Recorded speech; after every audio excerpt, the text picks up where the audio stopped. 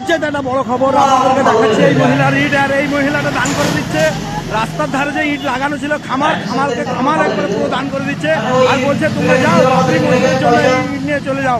তো কিভাবে দান করছে বুঝতে পারছেন। হ্যাঁ, সবাই সবাই সবাই সবাই এক একটা করে ইট নিয়ে চলে যাও, এটাই। আর উনি নিজে থেকে বলছে যে আমার ঘর করার জন্য ইট ছিল, কিন্তু আমি বাবরি মসজিদের জন্য দান করছি, আর তোমরা সবাই আমার এই ইটটা হাতে হাতে করে একবারে নিয়ে চলে যাও।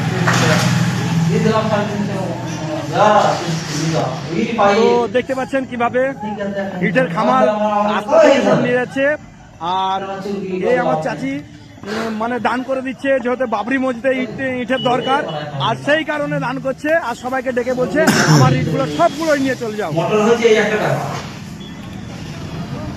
তো আপনি কি উদ্দেশ্যে দান করছেন? ও, এটা আপনি ঘর করার জন্য নামাইছিলেন?